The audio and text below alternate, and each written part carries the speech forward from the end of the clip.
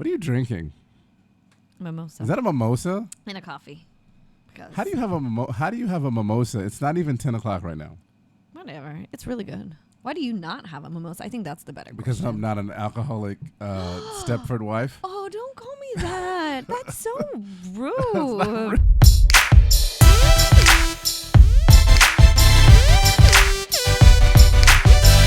Oh my God. Welcome to Before the Kids Wake Up. I'm Claude. And I think I'm Renee. It's kind of early. I'm Why not do you sure. think that? It's not too early for a mimosa, I see, though. Yeah, but it's orange juice. It's not even in like a mimosa glass. This is like a wine glass with like, yeah, anyhow. It's orange juice. How you feeling, babe? I'm feeling good. Yeah, we're back at it. It's been a while. Yeah, it's been a while. So what? A year and a half. It's only been a year and a half? It feels like it's been ages. Maybe it's been longer than that. I know. I feel like we started in COVID and then everything kind of a blur. Yeah, and then we got back to work and back to life and things just got busy. Things got really, really busy. Yeah. But we're back, They continue to be busy. So I feel like because we've been gone so long, we probably should reintroduce ourselves. I think so. So no, you want me to do it? Yeah. Who are we? I don't know who I am from day to day. I change. Well, obviously we're Renee and Claude. We're your average, above average middle class family, living in Florida with two kids. Kids a little bit older than when we started out doing this. I think Olivia, when we started, was what, three-ish? Four-ish? Sounds about right. Yeah, just starting Four-ish, grade school, and then we had a tween who's now a teenager, a full-on teenager. Almost an adult. Almost. As he reminds me. Almost an adult. Almost. We're closer. almost there, and I'm super excited. But yeah, no. So, and I think too, in the last couple of years, we've just gone on a couple journeys as a couple, as parents, as married people, as people with what would you say, trauma in their life growing up. And so it's kind of that's kind of why we decided to do the show, right? It's just so that we can kind of let everybody know that it's not just you, it's us too. And so this is kind of almost therapy outside of our real therapy. Yes. Yeah. Yeah. Because we do so. Yeah. It's interesting because we've been doing couples therapy for how long? Like a year and a half.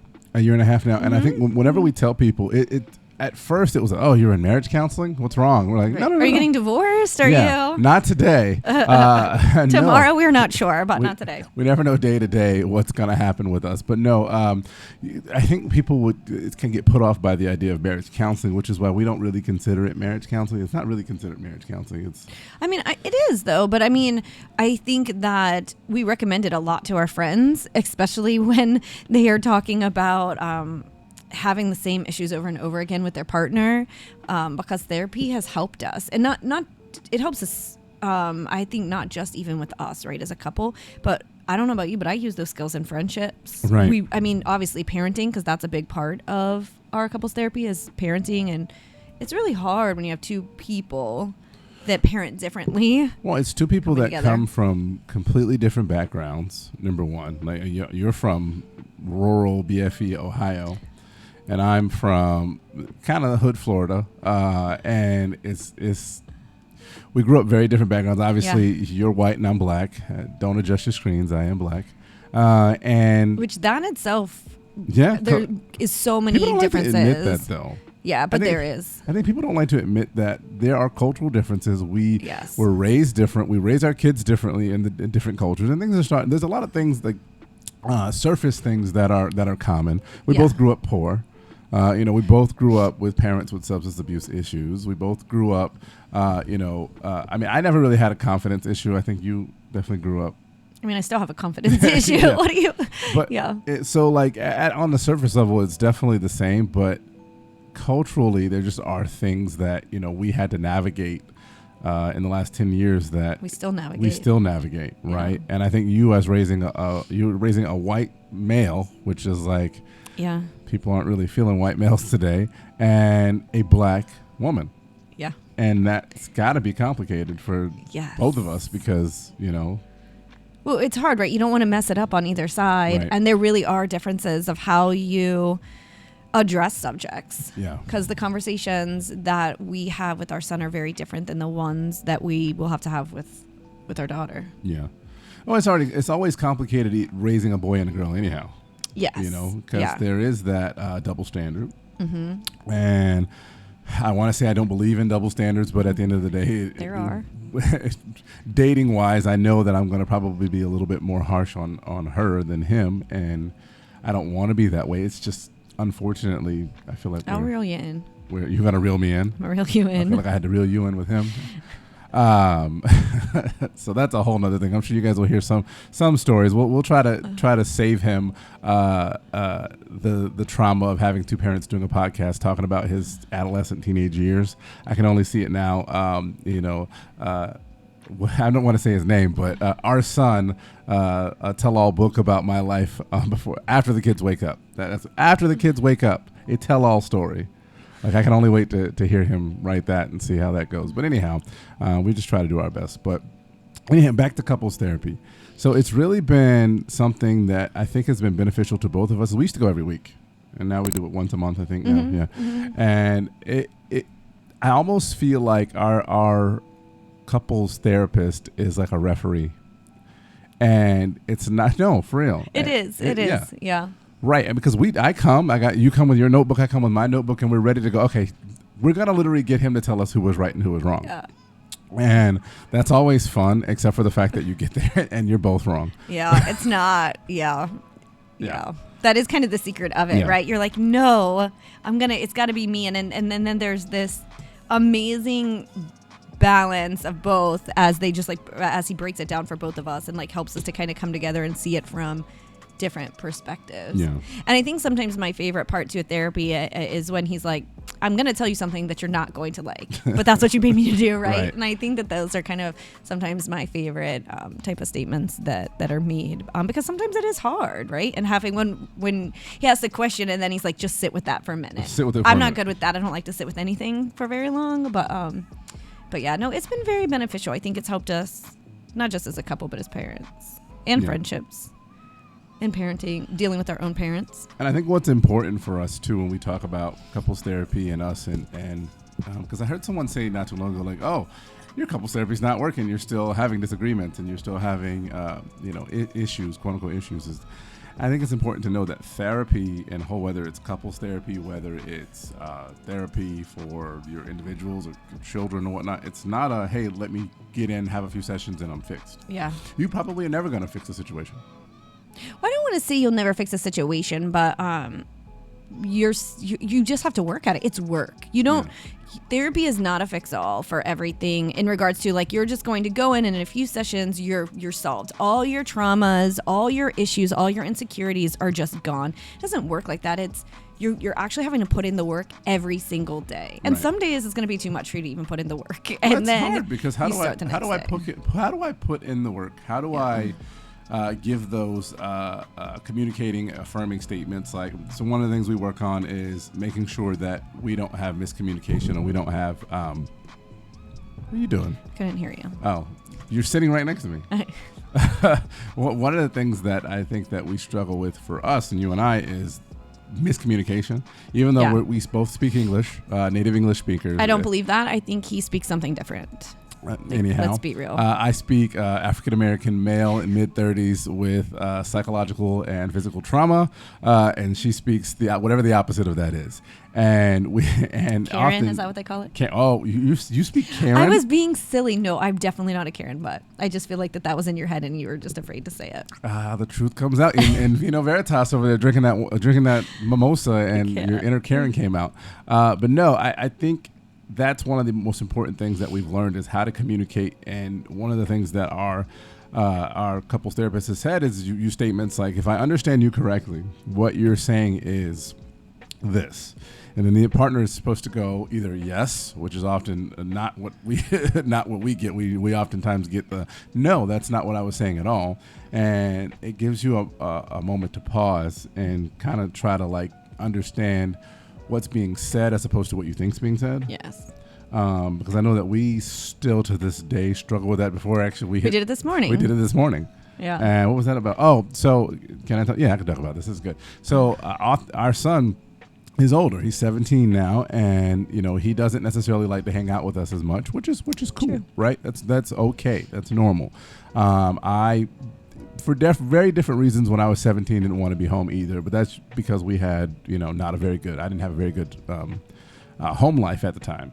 But for him, he's got a pretty decent home life, but he's also growing up. He's got a girlfriend type thing, or at the time maybe they were. I don't really know what they are. I don't really understand. The adult definition would be girlfriend. I don't know what they call it. What they call it now? Gen I Z's don't know. whacked out, man. So I have no idea what they call it now. But I don't. I'm not. Let me be clear. I'm not good at golf, but I have a friend that golfs, and I have been asked several times to go golfing, and so I've gone, and I like it, mostly because it's a thing that you can do, and you can get really drunk and nobody looks at you weird, and you get to drive around in golf carts. That's really the key right there. That's the key right there. Anyhow, and a couple times I've invited him to go, and I felt some type of way because he's like, no, I don't want to go. And then you look at the Instagram, and he's with the girlfriend's parents or the girlfriend out golfing. So it's kind of like one of those things like, wait, why then don't you want to hang out with me? Is it not the golf? Is it me? So the discussion this morning was, he actually has a free day. We're all, for once, have a free day. We don't have anything planned today. And he asked me to go, he said to the driving range, but I think what he really meant was Top Golf. No. He said driving range. He did say the driving range. Yeah. Okay, because every time he says that, I think Top Golf, and I know that I'm going to have to pay a lot of money because he's an impoverished person. He ain't got no money. He broke. But so I said no, and mainly because we had the show that I was preparing for and getting things together. And you want to just put me out there? He's old. That's why, y'all. He's old. I hurt my back working out. If you notice a little bit, I'm not as fat, and I'm a little bit thicker than I was. A little bit muscular was when we started doing this before. I have been in the gym. And I hurt myself at the gym. I want to go to the gym. It's healthy for you. No, I tweaked my back. I think I pinched my sciatic nerve, and it hurts. And I feel it, and I feel my age. And it would just be difficult for me to go golfing and go to the driving range today. And honestly, I'll be completely honest. I just really didn't feel like it. It's Sunday. We don't have anything to do, and I just want to be home. And what was the feedback that you gave me? I had said that was fine if you did not want to go, but should you maybe tell him, make sure he explains why you did not want to go, and then say, but let's plan a time and set a date for you guys to follow up. That's not what you said, though. That is what I said. That is not what he heard. See, no. This is the thing. So what you said was, it's not what I said. It's not what I said. You should explain to him about going at a different time because you either don't feel good or you have things going on, especially since all you do is bitch about him not wanting to hang out with you and go golfing with you in the past. That is true. I did say bitch, yeah. So, as you can imagine, when I hear her say all you want to do is bitch, and hopefully we'll bleep this out, I felt like I was being attacked. I felt like you were coming at me, or that it was wrong for me to say no, because in the past I've said I wanted to do this. Mm-hmm. And I think ultimately we had that disagreement because I felt like I was being attacked. Yeah. Well, and that was the interesting part, right? Or it is the interesting part of all of us in our therapy, and kind of what we try to work through is that at no time did I say to him, I think that you're wrong for saying no, but that is what he heard. He thought that I was attacking him for saying no, and that I was saying he was like a bad parent or something along those lines. And that at no point was what I was saying. I was just trying to say, well, that's, I don't want him to feel blown off either, right? You don't feel good if you get blown off. And so maybe in response to that, to kind of show like, hey, this is a better way to handle this, as an example to him of, hey, no, I can't do it because of X, Y, Z, but I do want to do it. Let's just set a date. And I feel like, right, we do that in arguments too, right? You feel very blown off by me if I shut down and I stop talking. Well, yeah, so that's the only way we can. I have to acknowledge that you want to talk, say that I can no longer talk, but we can talk about this in a couple hours. I think if you know us, the people who know us listening and watching this will be like, oh yeah, you guys are definitely a yin and yang, because we are. Very, very much. And so my response to, not trauma, but my I guess it's called a trauma response. No, it's not really a trauma response. I guess it's more of a reaction. A reaction when you're just done is I hype up, and Renee shuts down. And you can imagine in the situation where you have somebody who hypes up and somebody who shuts down, it literally you get nothing. It's like what are those things? So frustrated. What's what happens when an unstoppable force meets an immovable object? You collide, right? You obviously collide, but if you're explode? It becomes a blow up, And so it's kind of one of those things where you just don't know it's very volatile. It's a very volatile situation. And that is something we're continuously working on. Right. Okay. I mean, we did it in therapy last week, whatever our last therapy session was, right? That was like a big part of what we kind of had talked about was I know my triggers and I can recognize them at this point where I know that I cannot continue on with the conversation because it's not going to be productive. And so I will just shut down. I will just be like, nope, I've had enough. I can no longer do it. And he feels as if that he can't shut down because I want to finish it. I want to fix the problem You're now. a fixer. I don't want to let it continue. Yeah. You know, I grew up with a mom, not a mom who said this because my mom was a single mom for many years, but she used to tell me, are you going to be mad at me when you go to sleep? I could die in my sleep. And what would you do now? You know, that was kind of that emotional manipulation. I don't think that was intentional, but she basically always said to me, you know, you can't be mad at me because we have a disagreement, because if I didn't wake up tomorrow, wouldn't you feel awful, you know, not which is really interesting, right? Because the situation, you can be mad at somebody. Everybody's feelings are, and I think, right, this is another big thing that we've learned over the last year and a half is that your feelings are valid because they're yours. Like, everyone has their own feelings and they're valid. They may not be my feelings, but that doesn't make it any less valid for you. And so you can be mad and go to sleep. I mean, be mindful. Like, let's not be nasty to each other. But I mean, I don't want to be sleeping next to you while you're mad going to sleep, because you already like. You're afraid I'm gonna hit wake you up thinking in my that, nightmare. Whatever Dream Claude has done to you, you wake up pissed at me. Oh yeah, so no, I kinda, get very mad at Dream Claude sometimes. So it's kind of one of those things that I don't want to add actual Dream Claude and real Claude is pissed at you. You're just gonna be, you know, over the top. So I don't like that idea. I have learned to kind of just let things go. Typically, you will come back and say, hey, I just needed a moment. Yeah. You know. Oh yeah, I have to calm down because I don't want to say things that I don't mean because I'm mad in that moment. I have to stop and think, why am I mad? Yeah. And is this a response from, we call her Little Renee, right? Yeah. From Little Renee. And or is Renee has multiple personalities. I do. I've drunk Renee, Little Renee. It's like a whole thing. Yeah. But you know, I have to stop and think it through. Like, why am I really mad? Is this something I should be mad about? And how do I approach it? Whereas you don't. You're very hyped up and you want to fix it. And sometimes, and I think sometimes too, right? As I also don't have voices in my head, so it's me completely in control. I am in control of myself, and it's not the 5 or 6 other people in my head telling me what to do. I don't have 5 or 6. There's like Little Renee, Big Renee, Drunk Renee. It's just 3 of us. There's just 3 of us. Yeah. No, but just I don't know. Which one am I doing this podcast with right now? Oh, this is like the real Renee. Okay, cool. The real Renee. Yeah. Yeah. Yeah, nothing bad. And I'm not drunk.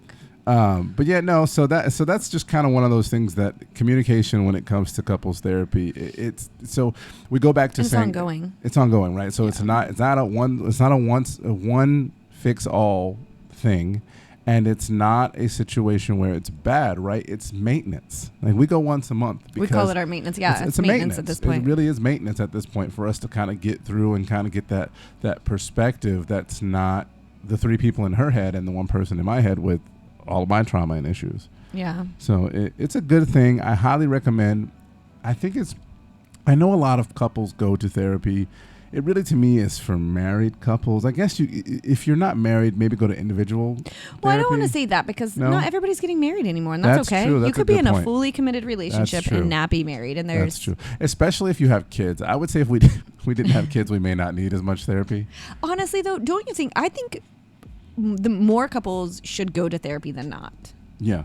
Because don't you feel better? I think that millennials should go to every millennial should go to therapy. I just feel like after our therapy sessions, I mean, first off, I'm exhausted. I feel like, oh my goodness, this was sometimes very mentally draining. Yeah. But I always feel really good afterwards because I feel as if we found this middle ground. Right. Well, it's a validation. How do I say this? I wouldn't call it validation. I don't like validation.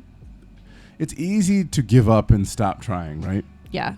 But when you have this thing that you can go to once, twice, 3, 4 times a month to kind of affirm why you're doing it, because that was one of the first things he said to us is that, hey, I'm not going to be able to treat you guys or be your therapist if you don't have your partner's individual best interest at hand. Right. If you don't care about that anymore, then that's how you know it's done. Yeah. Well, and just putting in the work and because when we do go, I mean, we're putting in the work. Yeah. But and sometimes he has to remind us that, not that necessarily we're not, but hey, remember when we talked about this? Are you doing this? Right. Like, well, crap. Maybe life got in the way. Yeah. We haven't been doing that. No, life gets in the way all the time. Such as like date nights. We're What- not the best. what are those? We are not the best at date What nights. are date nights? Yeah. We don't. I mean, we do a lot of group things, Yeah. but they're not date nights. And so sometimes that can actually end up into disagreements Yeah. because we're not getting that one-on-one we haven't time. had that one-on-one time. Yeah, Right. so it's just a balance. It's such a balancing act, and I don't know. I just highly recommend it. It makes it. What do I always say? It fills my cup. It fills my cup because I feel like we're both in it together. But I will say that too, right? You both have to be doing it. Right. You both be having to do the work, because there are times where Claude will call me out and say, "Hey, we're not talking this through. You didn't even acknowledge my feelings." And because there is a way that you have to talk. So what I hear you say, "Oh, well, if I understand your feelings, like there is this back and forth that we're supposed to be doing." And there are times that I am 100% like, "F you, longer I'm like sorry. you." We'll have to break that. And Claude will be like, "This is what we're supposed to do." Yeah. Because we are, right? You're supposed to like get kind of closer and touch each other. And then she tells me I'm going to punch you in your face if you don't stop touching there me. are some times that I'm like, you can't touch me right now. You just Yeah. can't. I don't care what we learned in therapy right now. You Right. can't do it. And again, that goes back to me. I struggle with that because I just want have to to fix fix it. I want it done. Yeah. I don't think we have time to let things. And I don't fester. like to always fix it. Sometimes I want to be mad. Yeah. And I hate. Oh, you do. And listen, Michelle Obama said And I'm glad you're admitting that. Michelle Obama said in her interview with Oprah, sometimes Uh-huh. she wants to be mad too. Because if Michelle said it, then God knows That is how it's a- going to be. gotta She a did. thing. She sat there and said sometimes she wants to be mad. She even talked about how people will be like hashtag relationship goals with pictures of them, and she's like, "But I was mad at him during that Ooh, picture." and I tell you that all the time because Renee likes to use Barack Obama. And I do. Barack would never talk to Michelle like that. Barack would never do that to Michelle. think that he would. I don't think you know Barack. And sometimes you just I get don't know him. tired of your spouse's crap. Yeah.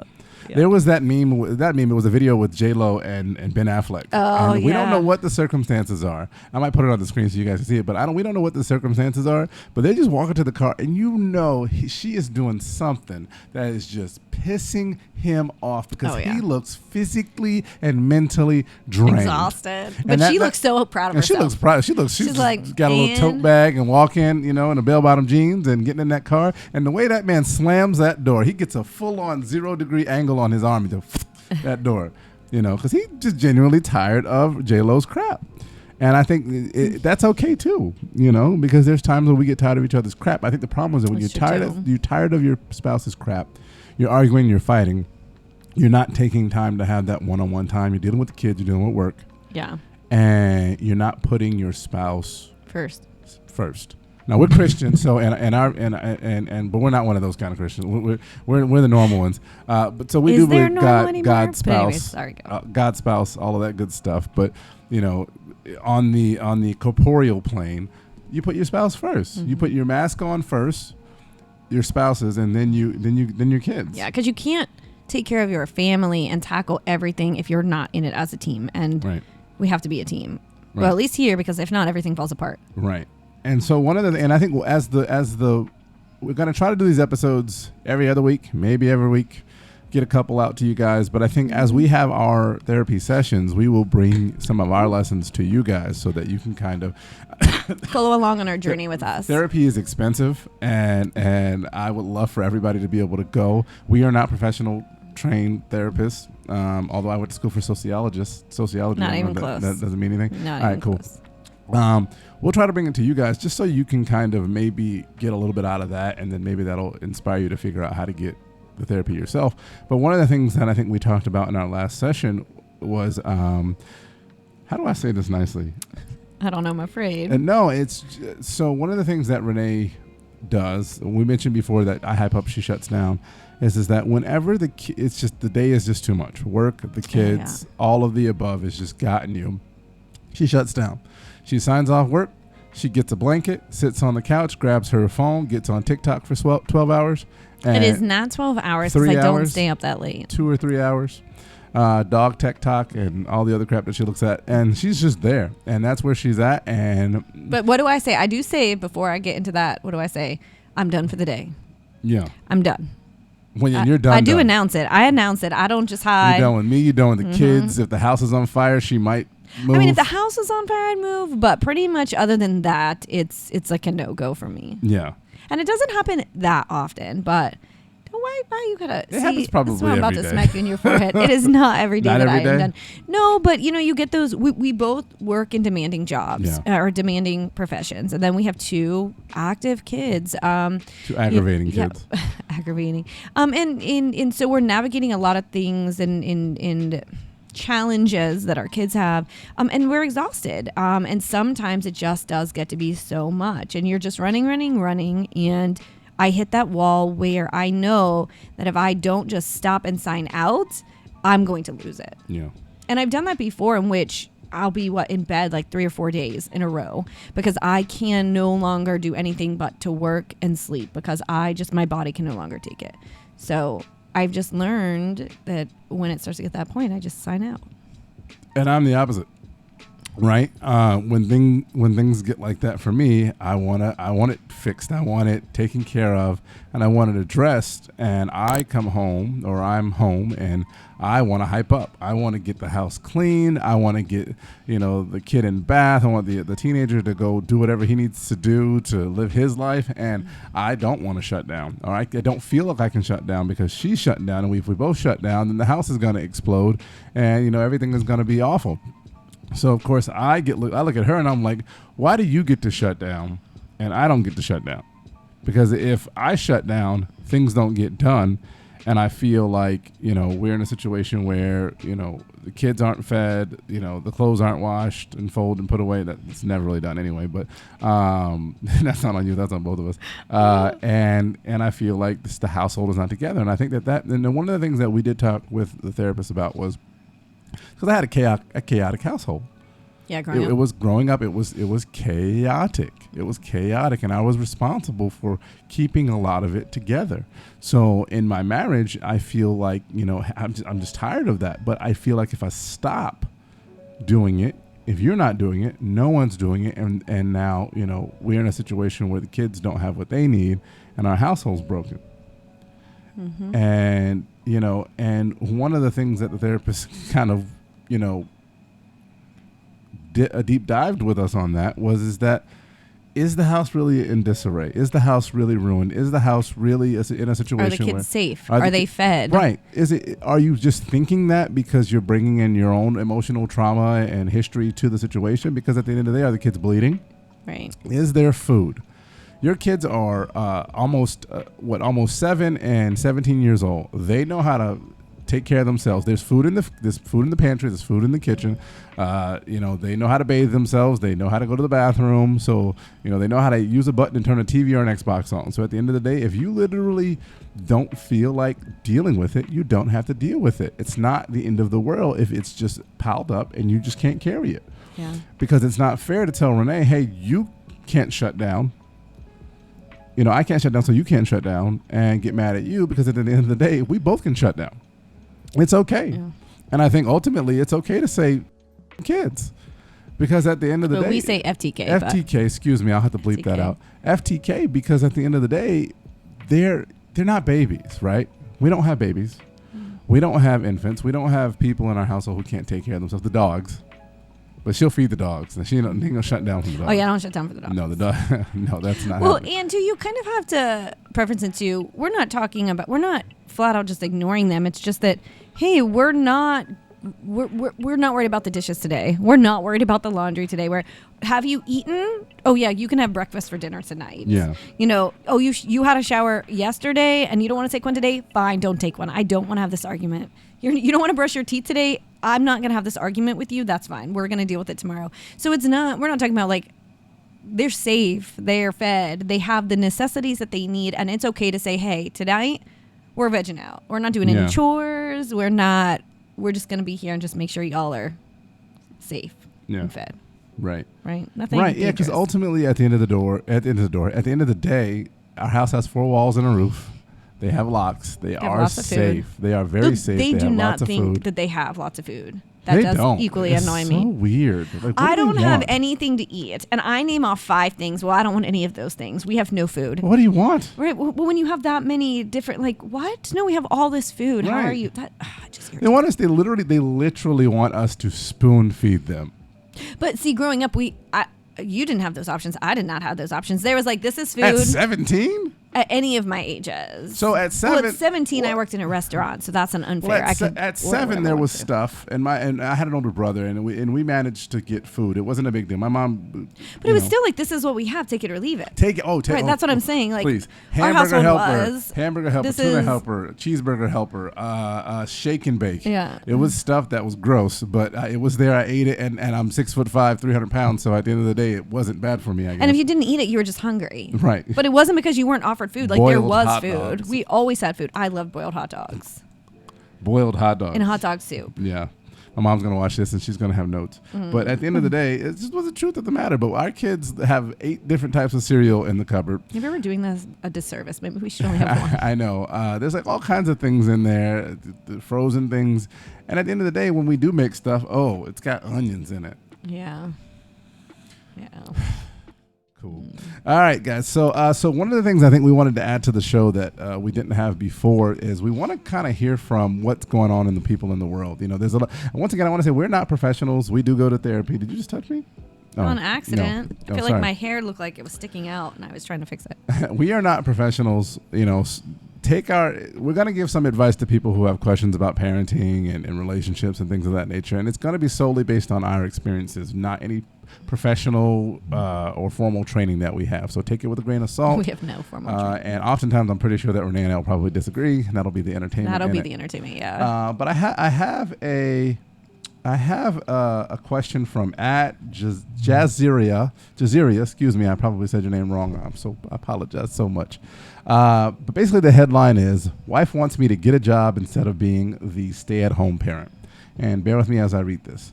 Question: my wife makes more money than I ever could at her career. Before we had multiple kids and before being the stay-at-home parent who does minimum 95% of every single parenting and household task, I was a teacher.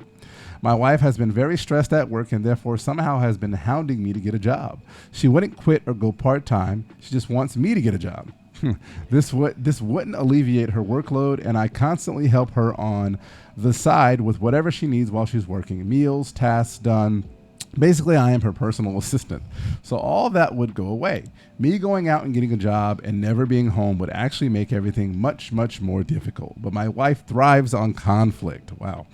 I do not believe that even if I were to get a teaching job that we would be able to hire one person to replace me. We have a 7, 5, and 2-year-old.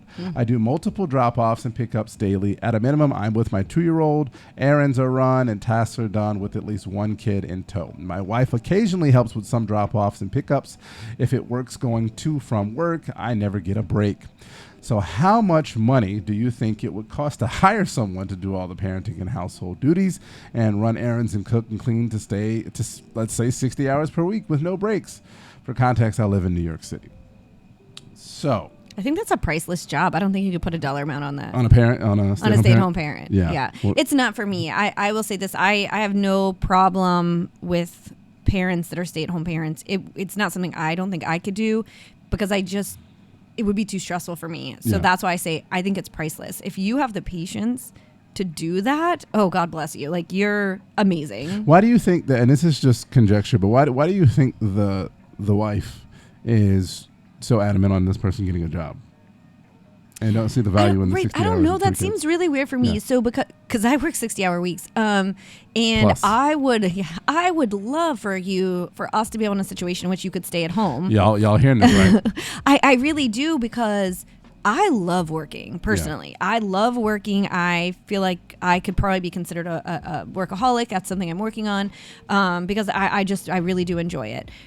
So to me, it's almost like, oh, well, I'm stressed, so you should be equally as stressed. But I think a stay-at-home parent is just as stressed. So I'm gonna throw the guy some bail real quick, because I know you. If I managed to get this household taken care of, because I would probably get up early in the morning, do everything super early. Laundry, cleaning, is this kids your application? Off to school. This is my application. Okay. And get everything done. And probably for the following 6 hours after that till you have to get the kids, I'll probably be playing Xbox or golfing. Yeah. And I think that, that's kind of one of the things that I think may be happening here.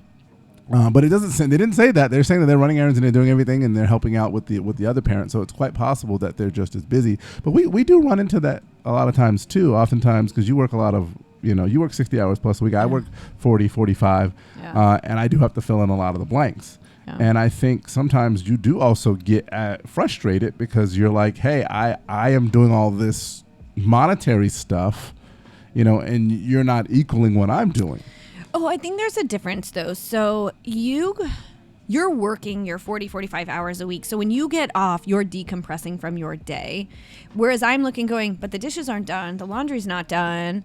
I'm still having to balance the checkbook and pay the bills after I've worked my 12 hours. So that's where I think frustration for us comes in. Yeah. But if you were stay at home full time, I would expect you, is that a fair word? To have done the laundry done, the house picked up, and I would be like, hey, you're going to have to pay these bills. Right. I'd still balance things, but for the difficult bills, as we've been talking about recently, that I can't get a hold of people to pay them. No, I would have you do those tasks. You would be able to do the doctor's appointments. You would be able to do those follow-ups. So I think that would be the difference. So I just can't imagine that if you have 3 kids at those ages and you have all that going on, that you would ever be sitting 12, 7, and 2. That's what I'm saying. 6 hours even playing a video game. A 2-year-old is never going to let you sit for that long. So I don't. So that would kind of confuse me a little bit. I think.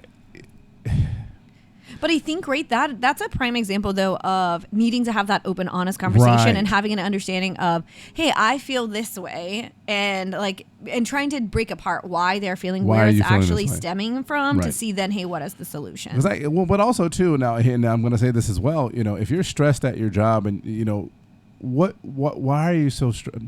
What can I do to help alleviate some of that stress other than the time at home? Because I don't want to put a number at the time for a stay-at-home parent, because at the end of the day, that person's working 60 plus hours, like you mentioned before. Mm-hmm. But your job never stops as a stay-at-home parent. No, it never does. And that's what I'm saying. How do you put a price on that rate? And I think of it as us, right? Where we're constantly juggling who can do pickup, who can drop off. Oh, today I have a meeting. Hey, can you do it? Oh no, maybe I can bump this. What are we going to do for summer camp? Oh crap, we didn't realize there was no school today. What are we going to do for childcare today? And it almost seems like the one that has a job is actually treating the stay-at-home parent like they don't have a job. Right. And I think that's where I would never want you to be a stay-at-home parent. And like I said, if that were to happen for me, I probably would do whatever's best for the family. But we have to stop looking at stay-at-home parents like they don't have a job. Because they do. And it's a hard job. That's a very stressful job. Kids suck. I couldn't do it. Let's be real. Yeah. Kids are not dealing with, especially you have little kids, 12, 7, and 2. Those are some. You have a tween turning into a teenager. Awful. You have a 7-year-old who's literally probably wanting you to look at everything. I got to draw and do all this crazy stuff. You got a 2-year-old 2-year-olds potty training, getting ready to potty train. They're walking. They're getting into everything. Right. So at the end of the day, that's not an easy job. I'm not trying to take away from whatever this woman does. At her 9 to 5. But at the end of the day, you cannot assume that the stay-at-home parent is not. Well, and I think too, right? You have to look at no monetary value. You have to look at those finances too. Like he said, so what is his salary going to be versus what it's going to cost for before and after care? In New York? I don't know about that. Before and after care for the 2 older ones. Right. Full-time daycare for a 2-year-old. I mean, full-time daycare. People are paying around here, $1,300 a month for full-time daycare for a toddler. I imagine it has to be a lot more than that in New York. I agree.